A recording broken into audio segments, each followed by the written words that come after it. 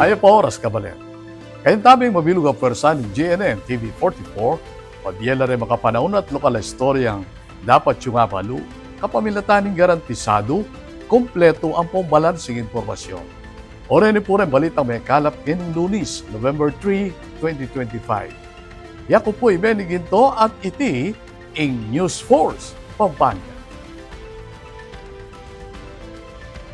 King Ciudad Angeles, inumpisa ng Pampanga 1st District Congressman Pogi Lasatin ing pamami ayuda kareng bedridden at mga tuwang edad 90 patas. ID report. Inumpisa ng Pampanga Representative Carmelo Pogi Lasatin Jr. ing pamagdake a 2,000 pesos sa financial assistance, 5 kilong nga bias at vitamin C supplements, kareng bedridden senior citizens at kareng mga tuwang edad 90 hanggang 99 anyos kareng miyayaliwang barangay King Ciudad inyang November 3, 2025. Kaya beneng Congressman Lasatin king house-to-house distribution ing kayang maluwat ng aid ay Mina Cabiles at ring miyembro ning Barangay Council. Agpangkang Lasatin, partiyati ning kayang programa na dinang prioridad ing pamangailangan na ring bedridden at ring mga tuwang edad 90 years old patas. Kawani king sao pinansyal, tinanggapla naman reting libreng medical check-up at laboratory test. Dagdag na pa ning kongresista, balaos ng susulong, reng programang makatutok, king kapakanan at kabulasan na reng mga tuwa, king syudad. Ako po, Patricia Mamangon para king News Force Pampanga, balitang tuto, king Balen, Susuyo. Paganakaning Department of Migrant Workers o DMW na rin mong aplikanting dapat magproseso king karelang overseas job application ay ni-report ng Patricia Mamangon. Pasibayang may paganakain Department of Migrant Workers o DMW na rin mong mismong aplikante ring dapat magproseso king karelang overseas job application lalam ning direct hiring scheme. Ing proseso ning direct hiring dapat mong gawan pilatan ning aplikante at ning potential employer at gagawan iti online kapamilatan ning DMW e-registration account. Dinik-dik ning ahensya na matigi kapag bawal ing pamakkilam dareng fixer, ahente o individual konektado kareng foreigner employer kin pa magproseso ning application. Lalam ning Department Circular number 01/2023, aman na direct hire ustong ing dalapagobra direct tayang kukwanan ning employer bang makapagobra king aliwang bansa kabilang reng at king international organizations, diplomatic corps at reng manikwang obra na alang saup ning recruitment agency. Ako po, Patricia Mamangon para king News Force Pampanga, balitang tutuking Balen, Susuyo. Panibayong galal ang ginawad kang Mayor Vilma Caluag ng Ciudad San Fernando. Kaya katayang pakibaluan iti king report ng Patricia Mamangon. Pera ngalan niya, Mayor Vilma Caluag ng Ciudad San Fernando bilang most influential Filipina woman in the world ning Foundation for Filipina Women's Network, lalam ning policy maker and visionary category. Binaking galal bilang pamagkilala king kayang pamangobyerno at maragulayambag king gobyerno at serbisyo publiko. King kayang talumpati, sinabi ng Mayor V, amidst all this chaos, we choose courage, compassion, and change. Ikaluwag ning Ciudad San Fernando, ing megsilbing tubod king global stage kaya bereng aliwa pang babaeng Pilipina, abalaos mamya inspirasyon at magsilbing bayong lupa ning liderato at empowerment king mabilog ayato. Genapan niya ing awarding ceremony king gala of all galas, king pamamupus ning 5 Filipina Leadership Global Summit inyang October 30, 2025, king San Francisco, California, USA. Ako po, Patricia Mamangon para king News Force Pampanga, balitang tutuking Balen, Susuyo. Atin pa mga paling balita king pamagbalik ning News Force Pampanga.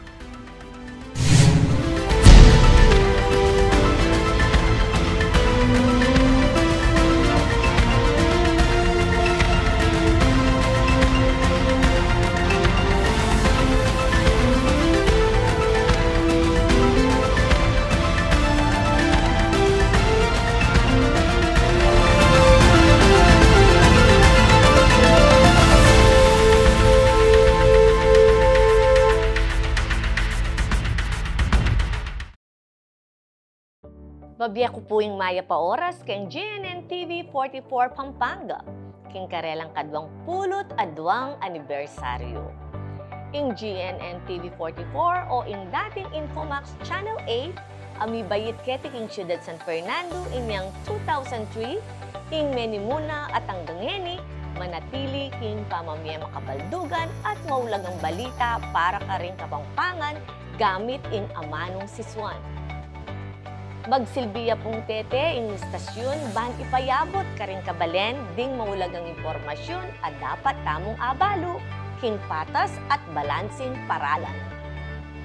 Ing GNN TV 44 Pampanga, magsilbiyang kayadwangan ng City Government of San Fernando, ban ipabalo at idake la rin programa at proyektong gagawan tamo, ban lakwas lang dakal ding makinabang at midinan kebaluan karing kekatamong susulong king syudad.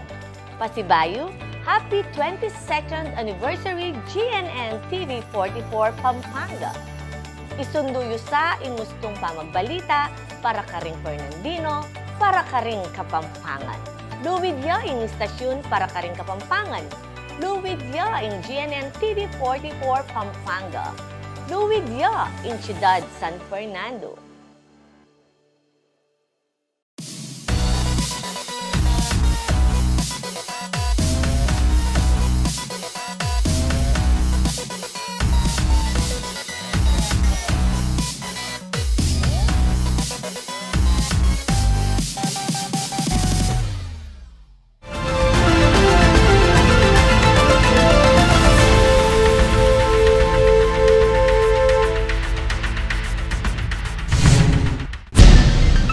Dini pa rin balitang dapat tamong tutukan.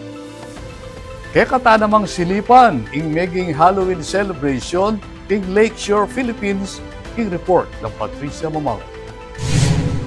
Pure Halloween magic ang bumalot sa Mr. Pumpkin's Monster Bash 2025 dito sa Lakeshore, PH. Puno ng tawa, musika at mga nakakata-cute na costume ang buong park habang nagdiwang ang mga pamilya ng isang safe at masayang Halloween. Hindi nagpahuli ang mga bata sa trick or treat stops sa Flavor Cartel Food Park at Lakeshore Rest Stop. Bit-bit ang kani-kanilang candy bags na halos mapuno sa dami ng treats. Samantala, nagbigay sigla rin ang mga magic shows, live bands,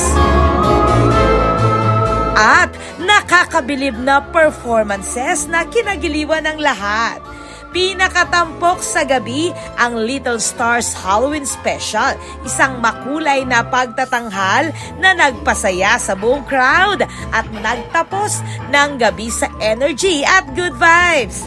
Talagang ibang level ang saya sa Lakeshore na pansamantalang nagbago mula sa pinakamalaking Christmas park ng bansa tungo sa isang Halloween haven. This is Patricia Mamangon on the spot.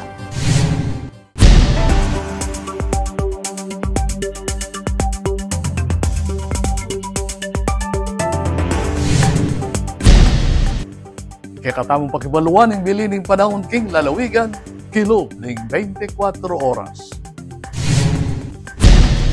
Ing babante na severe tropical storm Tino at yuking kilob ng Philippine Area of Responsibility, may hakitsyayti king dayong 430 kilometers east of Guluan, Eastern Samar. Ating sika na hangin na 110 kilometers hanggang 135 kilometers per hour at papunta naman king southwestward king bilis sa 30 kilometers per hour. Asahan ding masungit na panahon king Bicol Region, Visayas at Mindanao. King Luzon naman ang easterly sing mamapekto, iti ingangin manibatan king Dagat Pasipiko at makaranas mapali at malisangan na panahon. Dapat atin mo rin paminsan-minsan pamanuran.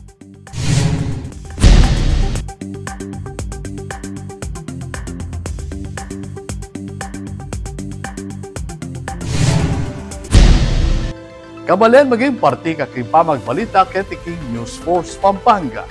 Na numang kaganapan, isyo reklamo king ke kayo lokal, malyari mong ikwento isumbong kapaminatan na rin numerong mayakit hingke kay screen. Malyari mo naman mag-post hingke kaming Facebook account. Metong ka rin kapanuwalan pampasko na inya kanong medyas na rin sasabit pindaw ka ng regalo uling bisang magpakilala Santa Claus, mamaldog na la kareng chimnea ding regalo at barya at deti masasakula kareng medyas apalan yan na rin anak. Kapatag, 52 days na mo. Bayo datang Pasko. Panalakaran ng News and Public Affairs Team ng GNN TV 44, ingagdinan kayong mata sa kalidad ng lokal na pamagbalita bilang panatang serbisyo kari sa Blang Kapampangan.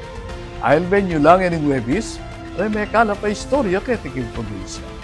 Yako po ibenigin to at iti in News Sports Pampanga. Balitang tutu, Timbalen, susunod.